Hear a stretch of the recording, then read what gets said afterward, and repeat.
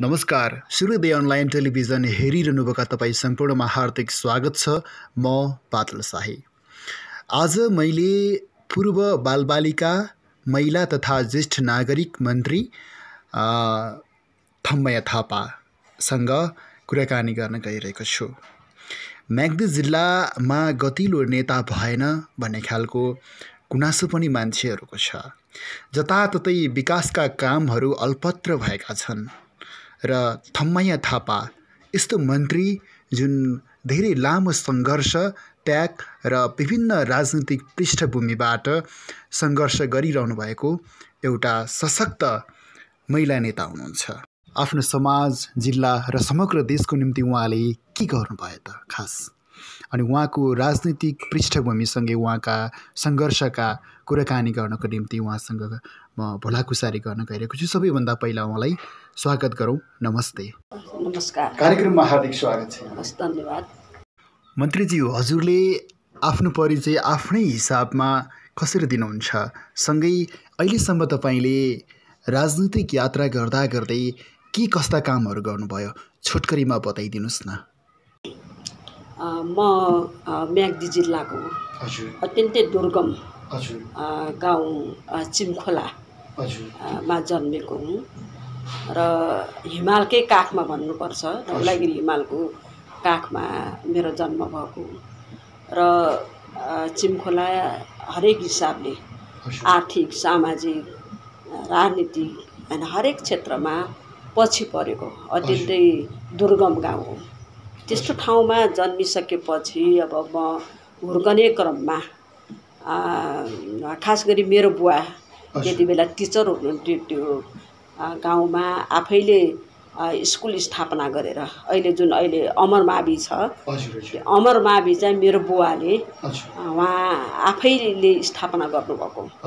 उहाँ चाहिँ पेन्सन आइसकेपछि गाउँमा स्कुल नभएपछि उहाँले विभिन्न ठाउँमा चाहिँ सहयोग लिएर, खास गरी इन्डियन सोल्डर ग्रुपबाट चाहिँ सहयोग लिएर आफैले स्कुल स्थापना गरेर आफै टिचर भएर चाहिँ उहाँले स्कुल पढाउनु सुरु गर्नुभयो। स्कुल र त्यो गाउँमा चाहिँ उहाँले स्कुल पढाउनुको साथसाथै त्यो गाउँमा जनतालाई सचेत बनाउनुपर्छ होइन, गाउँले जनतालाई पढाउनुपर्छ, छोराछोरीलाई पढाउनुपर्छ भनेर गाउँले जनतालाई चाहिँ सचेत गर्ने कामहरू उहाँले गर्नुहुन्थ्यो।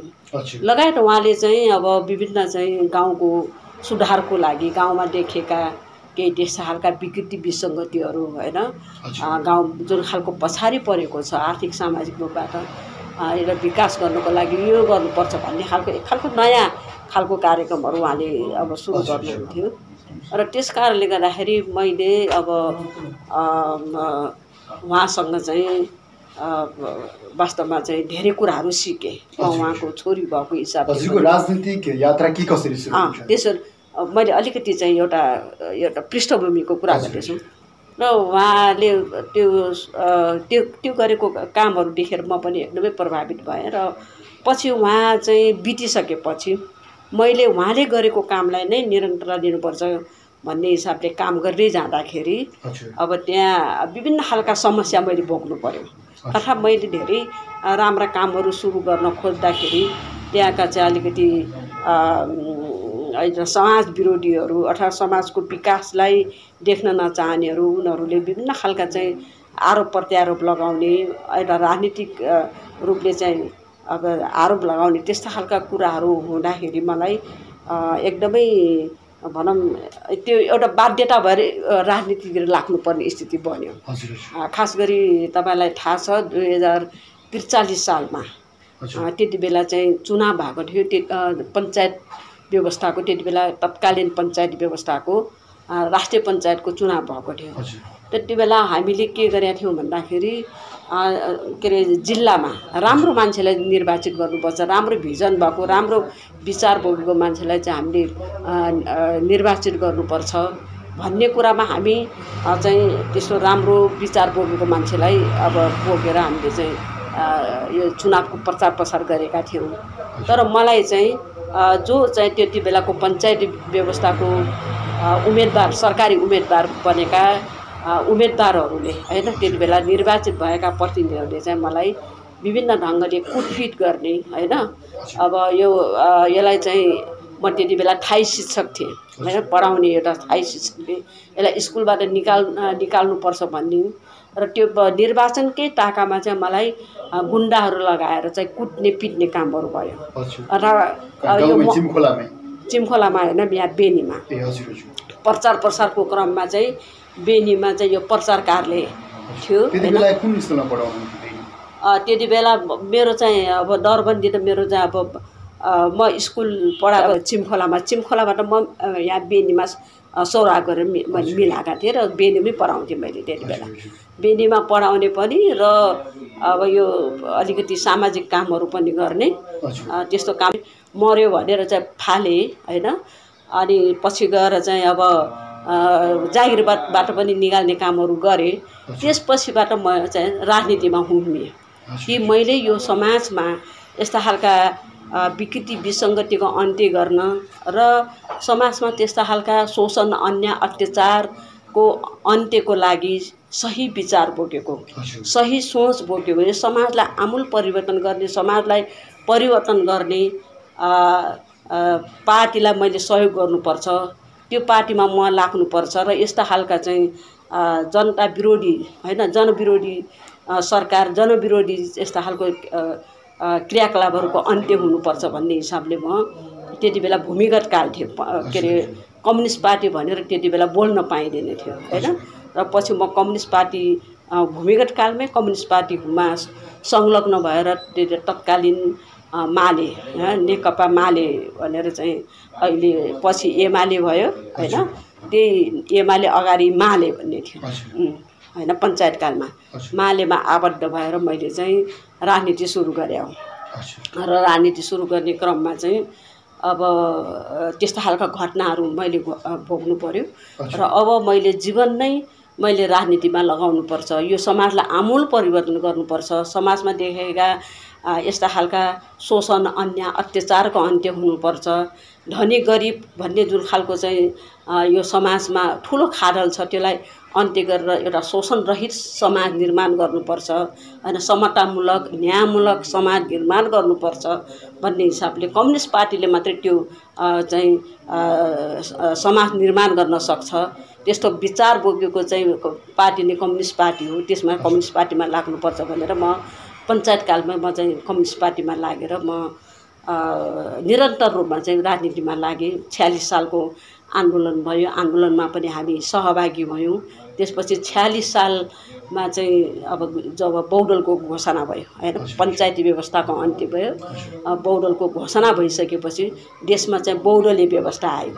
बहुदलीय व्यवस्था आउने क्रममा म चाहिँ पोखरामै थिएँ। म पोखरामै आन्दोलनमा थिएँ र बहुदल व्यवस्था आइसकेपछि म म्याग्दी जिल्लामा आएर कार्यालय तत्कालीन नेकपा मालेको कार्यालय खोलेँ मैले होइन। त्यस कार्यालयको म कार्यालय सचिव भएर चाहिँ यहाँ राजनीति सुरु भयो र नेकपा मालेको खुल्ला रूपले चाहिँ पार्टीको गतिविधिहरू सुरु भयो। त्यसमा चाहिँ सहभागी हुने भएर जनतालाई सचेत गराउने कामहरू भयो।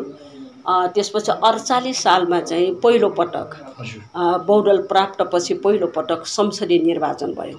संसदीय निर्वाचनमा मलाई पार्टीले म्याग्दी जिल्लाको त्यति बेला 2टा क्षेत्र थियो होइन। 1 नम्बर क्षेत्रबाट म उम्मेदवार बने।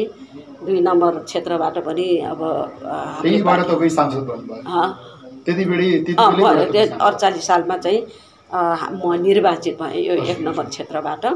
तपाईँ सांसद बनिसकेपछि अहिलेसम्म के कस्ता कामहरू गर्नुभयो? मन्त्री पनि बन्नुभयो, कतिचोटि मन्त्री बन्नुभयो, के कस्ता कामहरू गर्नुभयो? त्यसपछि अब त्यति बेला 48 सालमा म निर्वाचित भइसकेपछि अब मूल रूपमा हामी प्रतिपक्षमा थियौँ होइन। नेपाली काङ्ग्रेस बहुमतमा थियो। नेपाली काङ्ग्रेसको बहुमतको सरकार थियो। हामी प्रतिपक्षमा थियौँ र हामीले यहाँ जनताको समस्याहरू खास गरी म्याग्दी जिल्लाका जनताको समस्याहरूलाई एकदमै अब व्यवस्थित ढङ्गले संसदमा उठाउने कामहरू भयो होइन। म्याग्दी जिल्लाको विकास निर्माणको कुराहरूको साथसाथै सिङ्गो देशमा देखेका समस्याहरू होइन, विकृति विसङ्गतिहरू, राष्ट्रियताको सवालमा होइन, यी सबैको विषयलाई हामीले व्यवस्थित ढङ्गले चाहिँ हामीले संसदमा उठाउने, सरकारलाई झकझगाउने, सरकारलाई चाहिँ दबाब दिने खालका कामहरू हामीले गऱ्यौँ। र त्यति बेला अब विकास निर्माणको कामहरूमा पनि हामीले चाहिँ यहाँका देखिएका समस्याहरू, खास गरी विकास निर्माणका चाहिँ विषयलाई मैले हरेक मन्त्रालयमा गएर चाहिँ यहाँको विकास निर्माणका आवश्यकताहरू प्राथमिकता अनुसार होइन, यी समस्याहरू चाहिँ यसलाई यसरी समाधान गर्नुपर्छ, यसरी चाहिँ विकास गर्नुपर्छ भन्ने कुराहरू हामी राख्ने कामहरू भयो। तर त्यति बेला अब जम्मा 2-2.5 वर्ष मात्रै त्यति बेला सांसद भइयो, किनभने बहुदलपछि 48 सालको निर्वाचनपछि अनि के अरे 51 सालमा त फेरि मध्यावधि निर्वाचन भयो होइन। बहुमतको सरकार नेपाली काङ्ग्रेसले ल्यायो, गिरिजाप्रसाद कोइराला चाहिँ प्रधानमन्त्री हुनुभयो होइन। तर उहाँहरूको पार्टीमै चाहिँ के भयो र कचिङ्गल भयो होइन। उनीहरूको पार्टीमै भित्र कचिङ्गल हुँदाखेरि मध्यावधिमा जाने भनेर चाहिँ गिरिजाप्रसादले 51 सालमा चाहिँ मध्यावधिको घोषणा गर्नुभयो। त्यसमा हामी 2-3 वर्ष मात्रै हामी अब पहिलो संसदीय व्यवस्थामा पहिलो निर्वाचित भएको हामी होइन। र एक खालको एउटा नयाँ अनुभव पनि, र तर पनि हामी प्रतिपक्षमा भए पनि हामीले धेरै व्यवस्थित कुराहरू, राष्ट्रियताको सवालकोमा, विकास निर्माणको सवालहरूमा, जनताहरूका आर्थिक सामाजिक रूपान्तरण गर्ने कुराहरूमा धेरै विषयहरू हामीले उठाएका थियौँ। र पछि 51 सालमा चाहिँ निर्वाचन भइसकेपछि अब त्यति बेला म उम्मेदवार, त्यति बेला 2टा क्षेत्र एउटै क्षेत्र भयो त्यति बेला होइन, म्याग्दी जिल्ला। पहिला 2टा क्षेत्र भयो, 2टा क्षेत्र थियो, पछि फेरि म्याग्दी एउटै क्षेत्र, म्याग्दी एउटै क्षेत्र भयो 51 सालमा।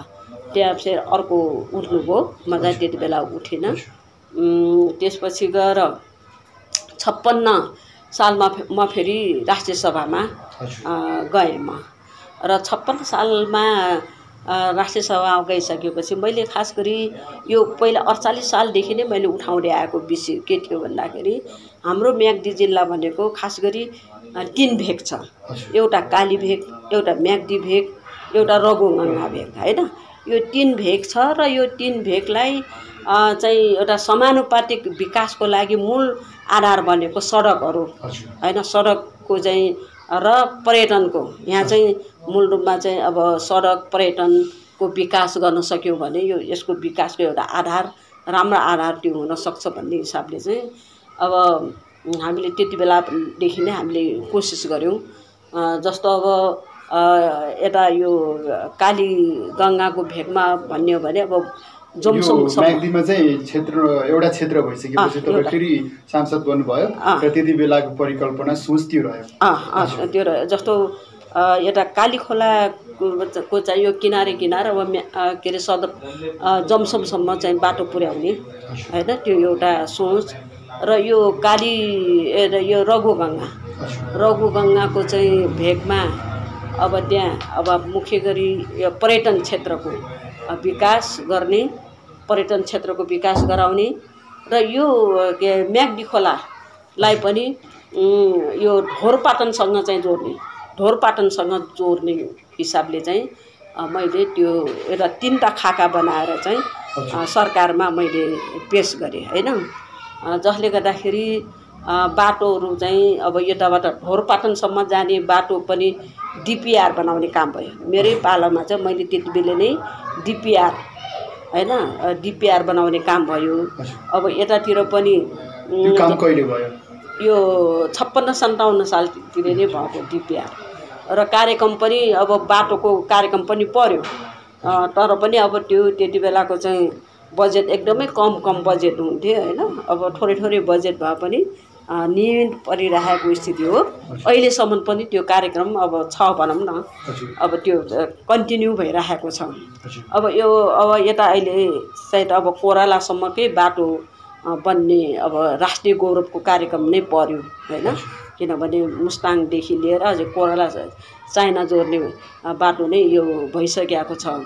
हामीले यो अब यो रघुगङ्गातिर चाहिँ खास गरी यो पर्यटकीय क्षेत्रलाई चाहिँ हामीले विकास गर्दाखेरि मूल रूपमा जस्तो अब पटमार्ग अब अहिले मुस्ताङसम्म बाटो पुगेपछि धेरै जसो पटमार्गहरू हराएका छन् हैन। पहिला मुस्ताङसम्म चाहिँ हिँडेर जान्थे पर्यटकहरू, तर अहिले मोटर बाटो पुगिसकेपछि अब पर्यटकहरू चाहिँ अब पटमार्ग अब यो म्याग्दी जिल्लामा छैन। त्यस कारणले गर्दाखेरि यो क्षेत्र यो के अरे राखुको पिप्ले भगवती हुँदै चिमखोलाको आइसफलसम्म जाने हैन, रुइसे डाँडादेखि लिएर चाहिँ अब आइसफल पुग्ने बाटो पटमार्ग बनाउने भन्ने कार्यक्रम यो कुरा कहिले उठाउनु भयो? यो पनि 57 सालमै मैले चाहिँ त्यो कार्यक्रममै त्यो पारेर अहिलेसम्म ती कामहरू के कति भए? त्यस्तै किसिममा अर्को सडक जस्तो अब यो गलेश्वर पिप्ले मौआफा हैन के अरे डगनाम डरबिजा चिमखोला घ्यासीखर्क जाने बाटो पनि त्यति बेलै मैले सुरु गरेको। त्यति बेलै राष्ट्रिय कार्यक्रममा चाहिँ हैन माथि रेड बुकमा त्यो बाटोको नाम बाटो राख्ने काम भयो र त्यो यो बाटो पनि त्यति बेलाबाटै सुरु भएको र अब त्यस हुनाले अब अहिलेसम्म चाहिँ यो कार्यक्रमहरू कन्टिन्यू भइरहेको छ हैन, कन्टिन्यू भइरहेको छ। त्यो कन्टिन्यू कार्यक्रमहरू अब हामीले काम त कन्टिन्यू भइरहेछ तर देखिएन मन्त्रीज्यू। अहिले चाहिने अब बहुदलीय व्यवस्थादेखि अहिलेसम्म हजुरको राजनीतिक इतिहासलाई हेर्दा हजुर सांसद रहिरहँदा त्यति बेलाबाट नै हजुरले म्याग्दीको विभिन्न पर्यटकीय स्थल अनि धार्मिक स्थलसँगै सडकको खाँचो छ भनेर कुराहरू उठाउँदै आउनुभयो, तर अहिलेसम्म कति चाहिँ काम भएको छ त?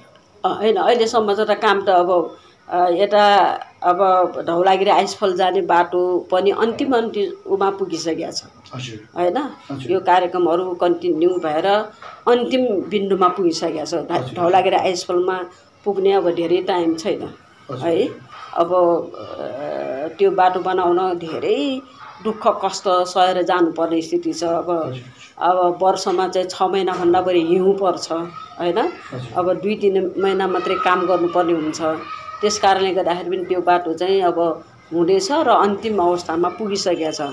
बाटो पनि अब के अरे घ्यासकर्कसम्म पुग्ने बाटो चाहिँ अब अन्तिम बिन्दुमा पुगिसकेको छ। तपाईँ आफैमा महिला पनि हुनुहुन्छ, अहिले देशमा राष्ट्रपति पनि महिला हुनुहुन्छ हैन, र हुँदाहुँदै पनि अहिले चाहिँ नि विभिन्न महिलाको हिंसा हैन अनि महिलाको अधिकारका कुराहरू हुन्छन्, यी कुराहरू चाहिँ ओझेलमा परेको हो कि भन्ने चाहिँ छ नि। अब यस्तो हो मुख्य गरी अब म चाहिँ महिला बालबालिका तथा ज्येष्ठ नागरिक मन्त्री हुँदाखेरि यो खास गरी सङ्घीय लोकतान्त्रिक गणतन्त्र सहितको संविधान जारी भइसकेपछि पहिलो पटक एउटा जनताहरूको ठुलो आशा भरोसाको साथ कम्युनिस्ट पार्टीको बहुमतको सरकार बनेको थियो र त्यो बहुमत सरकार बन्ने पहिलो क्याबिनेटमा म नियुक्ति भएको थिएँ। 3 जना सम्माननीय प्रधानमन्त्री केपी शर्मा ओलीको क्याबिनेटमा 3 जना चाहिँ म र लालबाबु पण्डित हुनुहुन्थ्यो। उहाँहरू हामी 3 जना चाहिँ क्याबिनेटको के अरे पहिलो मन्त्रीमण्डलमा हामी थियौँ र त्यति बेलादेखि नै खास गरी महिलाहरू, किनभने म झन्डै 40 वर्ष यो महिला आन्दोलनमा लागेको छु। म चाहिँ 40 सालदेखि नै यो महिला अखिल नेपाल महिला सङ्घको एउटा टोल समितिबाट मैले चाहिँ सुरु गरेको हैन। लगभग अहिले चाहिँ म केन्द्रीय स्तरको महासचिवसम्म पुगेर मैले मन्त्री हुने एउटा मौका पनि पाएँ र महिला आन्दोलनको बारेमा महिलाहरूको समस्याको बारेमा मलाई यो यत्रो महिला आन्दोलनमा लाग्दाखेरि मलाई सबै कुरा मलाई अनुभूति छ। त्यस हुनाले म त्यहाँ पुगिसकेपछि खास गरी महिला बालबालिका मन्त्रालय सम्हालिरहँदाखेरि मेरो पहिलो दायित्व पहिलो चाहिँ मेरो कर्तव्य भनेको समाजमा हिंसाको अन्त्य हुनुपर्छ, महिलाहरूमाथि हुने विभेदको अन्त्य हुनुपर्छ हैन। यी विषय कुराहरूलाई चाहिँ मैले एउटा नीतिगत हिसाबले कानुनी हिसाबले कसरी चाहिँ मैले परिवर्तन गर्न सक्छु हैन, त्यो कुरामै पहिलो मेरो ध्यान गयो र त्यस हुनाले मैले अब सुरुमै मैले चाहिँ त्यहाँ अब क्याबिनेटमा पुग्ने बित्तिकै मेरो पहिलो प्राथमिकता अब यो हिंसालाई कसरी रोक्न सकिन्छ भन्ने बारेमा चाहिँ स्थानीय तहसँग बसेर हामीले छलफल गरेर अब किनभने हिंसाका घटनाहरू र सबै स्थानीय तहमै गरिदिइरहेका छन् हैन। स्थानीय तहमै त्यस्ता खालका थुप्रै महिलाहरूले त्यस्ता खालका घटना हिंसाका शिकार हुनु परिरहेको स्थिति छ। अहिले 3 तहको सरकार छ हैन, सङ्घीय सरकार, प्रदेश सरकार र स्थानीय सरकार। र जनतासँग सबैभन्दा नजिकको सरकार भनेको स्थानीय सरकार हो हैन। स्थानीय सरकारले बेलुका बिहान नै जनताहरूको समस्याहरू के छन् भन्ने कुरा बुझ्ने, उनीहरूको कुराहरू धेरै सुन्नुपर्ने सबभन्दा नजिकको सरकार भनेको स्थानीय सरकार हो। त्यसमा मैले चाहिँ सबभन्दा पहिला के गरेँ भन्दाखेरि स्थानीय सरकार, प्रदेश का चाहिँ स्थानीय सरकारका प्रतिनिधिहरू, प्रदेश सरकारका प्रतिनिधिहरू र सङ्घीय यो तीनै तह को चाहिँ एउटा समन्वय हुने किसिमबाट मैले चाहिँ 7 प्रदेशमा हैन, 7 प्रदेशमा मैले छुट्टा छुट्टै 7 प्रदेशमा चाहिँ एउटा अन्तर्क्रिया कार्यक्रम राखेँ। 2 दिनको चाहिँ सबै प्रदेशमा मैले अन्तर्क्रिया महिला हिंसाहरू के भइरहेछन् त, स्थानीय तहहरूमा चाहिँ हिंसाका स्वरूपहरू के छन्, हिंसाका अवस्थाहरू के छन्, महिलाहरूले भोग्नु परेका समस्याहरू के छन् हैन, त्यसलाई कसरी चाहिँ हामीले अन्त्य गर्न सकिन्छ, कसरी अन्त्य गर्नुपर्छ, त्यसमा स्थानीय सरकारले के गर्नु पर्ला, प्रदेश सरकारले के गर्नु पर्ला, सङ्घीय सरकारले के गर्नु पर्ला भन्ने बारेमा अन्तर्क्रिया कार्यक्रम गरेँ मैले 7 प्रदेशमा। र त्यो 7 प्रदेशमा अन्तर्क्रिया कार्यक्रम गर्दाखेरि धेरै राम्रा सुझावहरू आए। पछि मैले 76 सालमा चाहिँ मैले के गरेँ भन्दाखेरि आर्थिक वर्ष 76 लाई मैले महिला हिंसा विरुद्धको अभियान हिंसा विरुद्धको अभियान वर्षको रूपमा चाहिँ घोषणा गरेर जुन स्थानीय तहबाट जुन 7 प्रदेशमा छलफलबाट निस्केका निष्कर्षहरूलाई कार्यान्वयन गर्नको लागि मैले एउटा योजना हैन, योजना चाहिँ स्थानीय तहसम्म पुगेर ती योजनाहरूलाई चाहिँ कार्यान्वयन गर्ने भनेर योजना बनाइयो। महिला बालबालिका हैन, सामान्य अब बालबालिका समेत बलात्कार हुनु परेको अवस्था छ नि, तपाईले रिसर्च त गर्नुभयो, त्यो खालको प्रोग्रामहरू गर्नुभयो हैन, तर कतिपय केसहरू अहिलेसम्म त्यो छानबिनमै रहिरहेको छ। अब सुरुमा चाहिँ त अब यो पहिलो कुराहरू समस्याको कुराहरू आउनु पर्यो। त्यो समस्याको कुराहरू आइसकेपछि त्यो अनुसारको त्यो समस्यालाई समाधान गर्नको लागि नीति बनाउनु पर्यो, कानुन बनाउनु पर्यो। त्यो हिसाबले अब नीति कानुन बनाउने कुराहरू पनि मैले सुरु गरिसकेँ। जस्तो अब बलात्कार गर्नेलाई चाहिँ जस्तो बलात्कारीहरू जसले चाहिँ 70 वर्षभन्दा माथि पुगेका महिला र 10 वर्षभन्दा तलका के अरे बालिकाहरूलाई बलात्कार गर्नेलाई त्यो जन्म कैद गराउने कुरा चाहिँ मैले ऐन के अरे कानुन बनाउने काम गरेँ त्यति बेला हैन। त्योभन्दा पहिला महिलाको सवालमा तपाईले विषय उठाउनु भयो हैन, त्यो मैले कानुनै बनाउने काम भयो क्या त्यति बेला। मैले चाहिँ त्यो प्रस्ताव राखेर त्यो कानुनै बन्यो, त्यो संशोधन भयो। अब त्यो कानुन आउनुभन्दा पहिला बलात्कारीले चाहिँ जम्मा 6-7 वर्ष मात्रै उसले चाहिँ सजाय भोग्थ्यो हैन। एकदम अधिकतम भनेको 6-7 वर्ष, नत्र 2 वर्ष 1 वर्ष त्यस्तै मात्रै हुन्थ्यो। तर मैले चाहिँ कानुन चाहिँ प्रस्ताव गरेर जस्तो 10 वर्षदेखि तलको नाबालिका र 70 वर्षदेखि माथिको चाहिँ वृद्धहरू र अपाङ्गहरू हैन, जसले मुख बोल्दैन, कान सुन्दैन, त्यस्तालाई चाहिँ बलात्कार भएका छ। त्यस्ता खालका व्यक्तिहरूलाई जन्म कैद हुनुपर्छ हैन, कम्तीमा 25 वर्षको चाहिँ कैद हुनुपर्छ भनेर कानुन बनाइयो। र त्यसको साथसाथै बलात्कारपछि हत्या गर्छ नि जो त्यसलाई चाहिँ आजीवन कारावास हुनुपर्छ भन्ने कुरा मैले कानुन बनाउने काम भयो। त्यो कानुन कार्यान्वयन त भएको छैन नि फेरि। कार्यान्वयन भएको छ नि त, किन नभएको छैन। अब कतिपय अब अपराधीहरू चाहिँ सेभिङ भइरहेको हैन, यसो अपराधीहरू चाहिँ नातावादको हिसाबमा मन्त्री अब जस्तो अब यता सुन्नु त्यो जस्तो अब ती बलात्कारीहरू चाहिँ झन्डै 90 के अरे 5% चाहिँ बलात्कारीहरू चाहिँ कारबाहीमा परिसकेका छन्। 1-2 जना एउटा दुईटा घटनाहरू जस्तो निर्मला पन्तको घटना एउटा हैन, त्यस्तै खालका 1-2 घटना मात्रै चाहिँ त्यस्तो चाहिँ के अरे अपराधीहरू चाहिँ समातेका छैनन्। अब त्यो पत्ता लागेको छैन भनौँ, अब त्यो पनि अब अनुसन्धानमै छ, त्यो पनि एक दिन पक्कै पनि पत्ता लाग्छ। त्यो ठ्याक्कै भनिदिनुहोस्, तपाईँ महिला बालबालिका तथा ज्येष्ठ नागरिक मन्त्री भइसकेपछि के काम गर्नुभयो?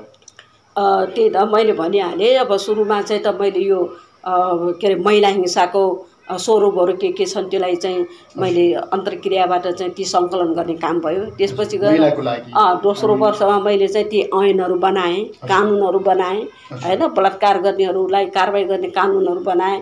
त्यस्तै किसिमबाट अब स्थानीय तहदेखि लिएर सङ्घसम्मको चाहिँ विभिन्न संरचनाहरू बनाउने कुराहरू होइन, बनाउने कुराहरू भयो। हिंसाका चाहिँ घटनालाई अन्त्य गर्नको लागि एउटा अभियानै सञ्चालन गर्ने कार्यक्रमहरू भयो। अर्को कुरो चाहिँ एउटा महत्त्वपूर्ण कार्यक्रम के भन्दाखेरि म चाहिँ मन्त्री हुने बित्तिकै खास गरी यो दुर्गम क्षेत्रका सुत्केरी हुन नसकेका महिलाहरूलाई हवाई उद्धार गर्ने कार्यक्रम अत्यन्तै महत्त्वपूर्ण कार्यक्रम त्यो सुरु गरियो। अहिलेसम्म चाहिँ यति बेलासम्म लगभग 200 भन्दा बढी चाहिँ महिलाहरूले त्यो उद्धार अथवा 200 भन्दा बढी महिलाहरूको ज्यान बचेको छ हेलिकप्टर मार्फत उद्धार गरेको हुनाले। अब यो यस्तो खालको उद्धारको कार्यक्रम तपाईले ल्याउनु भयो, त्यो कार्यक्रम म गइसकेपछि मैले कार्यविधि बनाएर मैले नै त्यो चाहिँ सुरु गरेको।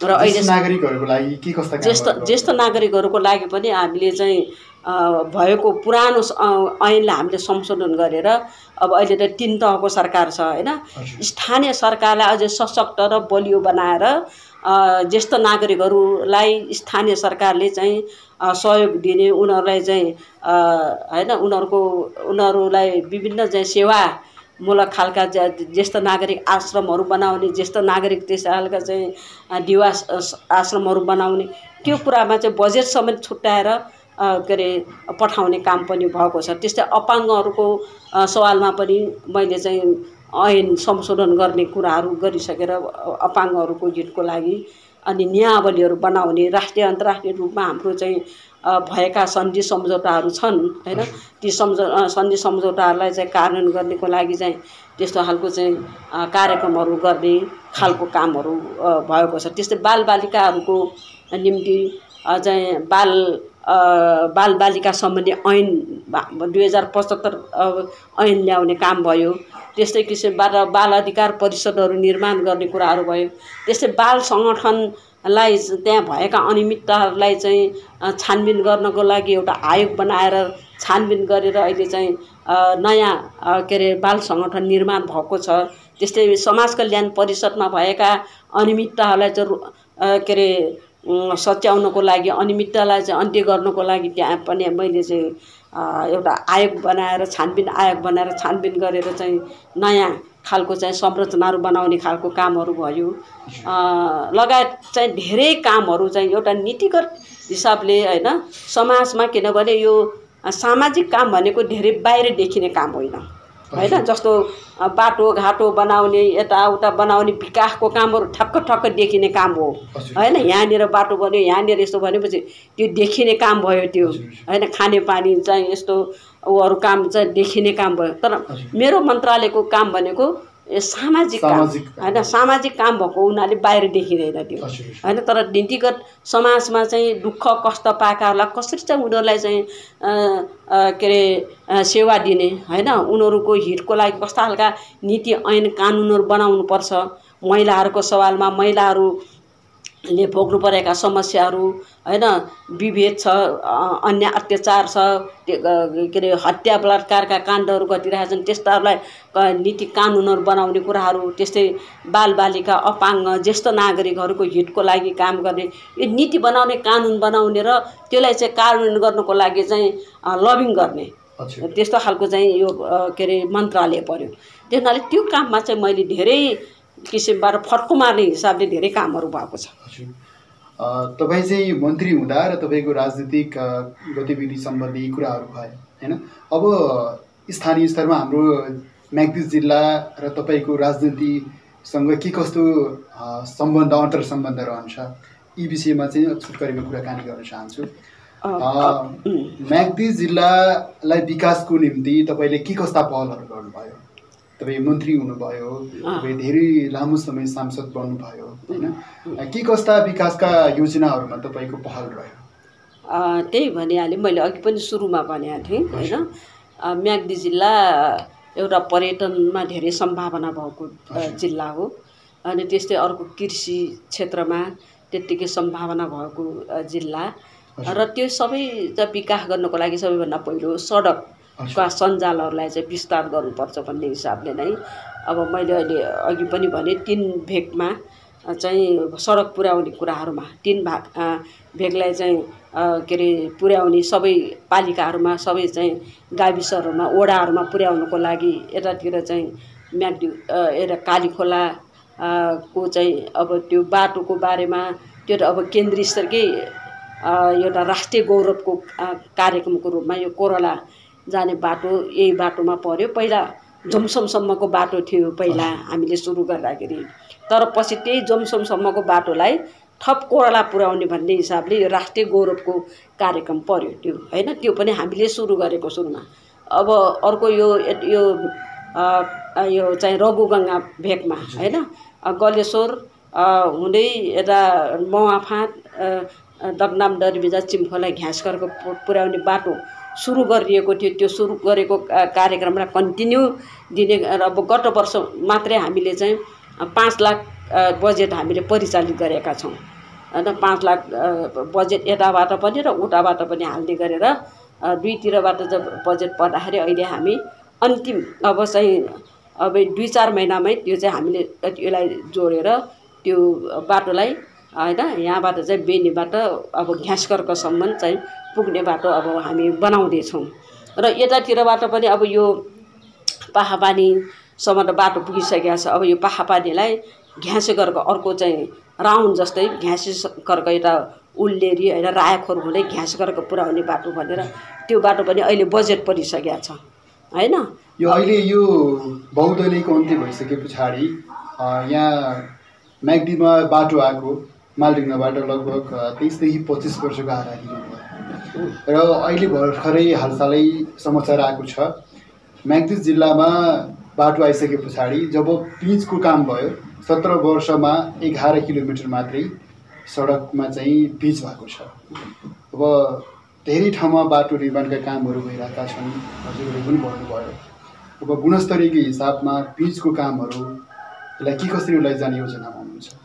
यस्तो छ अब यो पिचको कार्यक्रमहरू पनि अब यो दुईटै बाटोमा चाहिँ अब पिचको कार्यक्रम अब यतातिर चाहिँ मुस्ताङको सिमानासम्म पिचको कार्यक्रमै छ। यतातिर चाहिँ अब दरबाङदेखि लिएर दरबाङसम्म अहिले खास गरी त्यो पिचको कार्यक्रम परिसकेको छ। तर अब यो कामहरू चाहिँ के छ भन्दाखेरि कार्यक्रम परेको छ, बजेट परेको छ, तर काम गर्ने ठेकेदारहरूले काम गरेका छैन हैन। एउटा समस्या छ त्यो, किनभने ठेक्का लगाए ठेकदारहरू चाहिँ अब माथिबाट केन्द्रबाट नै ठेक्का लिन्छन् अनि ती ठेकदारहरूले चाहिँ अर्को ठेकदारलाई बेच्छन्, अर्को ठेकदारले अर्को ठेकदारलाई बेच्छन् गर्दा कतिवटा ठेकदार हुँदै यहाँ आउँदाखेरि त्यो जुन काम गर्ने ठेकदार हो त्यसले कामै नगरिदिने हैन। त्यस्तो खालको समस्या अहिले हामीले भोग्नु परिरहेको छ। अब यता समस्यालाई कसरी अन्त्य गर्ने त? अब यसको निम्ति चाहिँ अब एउटा नीति नै बनाउनु पर्छ। यसबारेमा त एक गम्भीर ढङ्गले समीक्षा गर्नुपर्छ भन्ने मलाई लाग्छ। क्रमिक रूपमा म्याग्दीमा हत्याको यो हिंसाको चाहिने घटना बढिरहेको छ, यसमा तपाईँ के भन्नुहुन्छ? होइन अब म्याग्दी जिल्ला लगायत सबै देशभरि नै यस्ता खालको घटनाहरू घटिरहेको छ। महिलामाथि होइन विभिन्न हिंसा भइरहेको छ, हिंसाका शिकारहरू भइरहेका छन्। यसको अन्त्य गर्नको लागि सरकारले त अत्यन्तै प्रतिबद्धता अत्यन्तै यसबारेमा गम्भीरताको साथ लागेको छ। अनि अब हामीले पनि त्यस्ता खालका चाहिँ अन्यायमा परेका होइन त्यस्ता घटनामा परेका त्यस्ता खालको चाहिँ अब दुर्व्यवहारमा परेका महिलाहरूको उद्धार, उनीहरूलाई सहयोग गर्ने कुराहरू, त्यस्ता खालका अपराधीहरूलाई चाहिँ कारबाही गर्ने कुराहरू हामीले सशक्त सम्बन्धित ठाउँहरूमा चाहिँ हामीले उठाएका छौँ। अब म महिला बालबालिका समितिमा छु म होइन।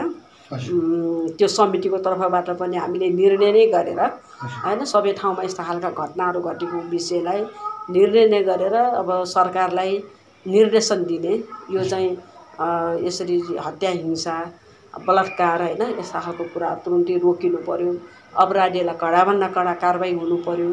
यी यावत कुराहरूलाई चाहिँ हामीले चाहिँ एकदमै एउटा सजगताको साथ गम्भीरताको साथ हामीले उठाएका छौँ र सरकारले पनि अब यो अवधिमा चाहिँ घटनाहरू घटेका छन् र यो घटनालाई कसरी न्यूनीकरण गर्ने र अपराधी कुनै हालतमा नछुटोस् भन्ने हिसाबले पनि सरकार सचेत छ र धेरै अपराधीहरू चाहिँ के अरे समातिएका छन्। केही एक दुईजना त्यस्ता खालका घटनामा चाहिँ अब अपराधीहरू समातिएका छैनन् होइन। त्यो पनि अब एउटा विधि प्रक्रिया अनुसार एकदमै त्यसलाई चाहिँ समात्ने कुरामा कारबाही गर्ने कुरामा सरकार लागिरहेको स्थिति छ। त्यसमा सबै नागरिक समाजहरूले पनि अब सहयोग गर्नु पर्यो। सबैले चाहिँ सबैतिरबाट सहयोग गर्नु पर्यो। सरकार मात्रै सबै कुरा होइन। यो समाज भनेको सरकार राज्य होइन नागरिक समाज सबै जिम्मेवार निकायहरू पनि त्यत्तिकै सजग सचेत हुनुपर्छ। समाजलाई एउटा स्वस्थ बनाउन मर्यादित बनाउन सभ्य बनाउनको लागि हामी सबै जिम्मेवार साथ हामी लाग्नु पर्यो होइन। उयो सरकारको मुख मात्रै हेर्ने आफूले केही नगर्ने खालि विरोध मात्रै गर्ने त्यो कुराले पनि समाजलाई एउटा राम्रो बनाउने कुरामा चाहिँ हाम्रो दायित्व त्योभित्र पर्दैन के। हामीले कसरी राम्रो बनाउने होइन हामी आफू कसरी राम्रो हुने होइन। हामी आफू राम्रो हुन सकेन अरूलाई पनि राम्रो बनाउन सक्छौँ समाजलाई राम्रो बनाउन सक्छौँ भन्ने कुरा हामी सबै नागरिकहरूले पनि जिम्मेवारी ढङ्गले चाहिँ सोच्नु पर्यो। त्यही ढङ्गले सहयोग गर्नु पर्यो। निश्चित रूपमा यस्ता खालका चाहिँ गतिविधिहरूलाई विकृति विसङ्गतिहरूलाई हामीले छेक्न रोक्न सक्छौँ भन्ने मलाई लाग्छ। हामी अन्त्यमा छौँ। अन्त्यमा के भन्नुहुन्छ? अन्त्यमा अब मूल रूपमा अब अहिले देशमा अब एउटा विषम परिस्थितिमा चाहिँ हाम्रो देश गुज्रिरहेको छ। एकातिर अब विश्वव्यापी रूपमा चाहिँ जुन कोभिड-19ले गर्दाखेरि हाम्रो देश पनि त्यसमा चाहिँ होइन यहाँको जनताहरू सङ्क्रमित सङ्ख्याहरू बढिरहेका छन्, प्रभावित भइरहेका छन्। यसलाई रोक्नको लागि चाहिँ हामी सबैजना सचेत हुनु पर्यो होइन। आफू बचौँ र अरूलाई बचाउँ भन्ने कुरामा हामी सबै नागरिकहरू सचेत हुनु पर्यो। सामाजिक दूरीलाई कायम राख्ने कुराहरू होइन यो कुराहरूलाई चाहिँ हामीले चाहिँ सचेतताको साथ राख्नु पर्यो र यो कोरोनालाई छिटोभन्दा छिटो अन्त्य गर्ने कुरामा होइन हामी सबै सचेत हुन सक्यौँ भने छिट्टै नै कोरोनाको अन्त्य भइसक्यो भने आर्थिक सामाजिक विकासमा सबैलाई सहभागी गराउन चाहिँ हामीलाई होइन हामी सबै सक्षम हुन्छौँ। र त्यसकै अब बाढी पहिरोको कुरा त अब त्यो समस्याहरू बाढी पहिरोको समस्याहरू हामीले भोग्नु परिरहेको छ। यो बाढी पहिरोको समस्याहरूलाई अन्त्य गर्नको लागि सरकारले अब विभिन्न कार्यक्रमहरू होइन विभिन्न सहयोग अनुदान सहयोग लिएर बाढी पीडितहरूलाई कसरी सहयोग गर्ने कसरी चाहिँ उहाँहरूलाई चाहिँ व्यवस्थापन गर्ने कुराहरू चाहिँ अगाडि ल्याइरहेको छ। त्यसमा कोही पनि बाढी पीडितहरू अछुटो नरहुन् होइन उनीहरूले सहयोग पाउन् भन्ने कुरा नै हो। र त्यसमा पनि सबैले सरसहयोग गर्नु पर्यो। स्थानीय सरकार होइन नागरिक समाजले पनि सबै तथ्याङ्कहरू सङ्कलन गर्ने कुरामा सहयोग गर्नु पर्यो। त्यो एउटा कुरा। अब अर्को कुरा भनेको अब सामाजिक र आर्थिक रूपान्तरण गर्नको लागि अब हामी अहिले सरकारले धेरै त्यस्ता खालका आर्थिक रूपान्तरणका कार्यक्रमहरू ल्याएको छ होइन। जस्तो अब गाउँ गाउँमा चाहिँ युवा स्वरोजगारको कार्यक्रमहरू सञ्चालन गरेको छ। अनि कृषकहरू होइन विभिन्न चाहिँ क्षेत्रमा चाहिँ कृषक जस्तो पशुपालनदेखि लिएर कृषि क्षेत्र भनौँ होइन सबै क्षेत्रमा चाहिँ विभिन्न अनुदानहरू दिने विभिन्न खालका चाहिँ कार्यक्रमहरू सञ्चालन गरेको छ। त्यसमा हामी सजग सचेत भएर सबै त्यो कार्यक्रमहरूमा सहभागी भएर चाहिँ आफ्नै देशमा स्वरोजगार के अरे निर्माण गर्नको लागि स्वरोजगारी भएर चाहिँ देशमा आफू र यो देशलाई आर्थिक रूपमा उन्नति गर्नको लागि हामी सबै लाग्नु पर्यो। त्यसमा सजग सचेत भएर आफू पनि लाग्नु पर्यो अरूलाई पनि लगाउनु पर्यो।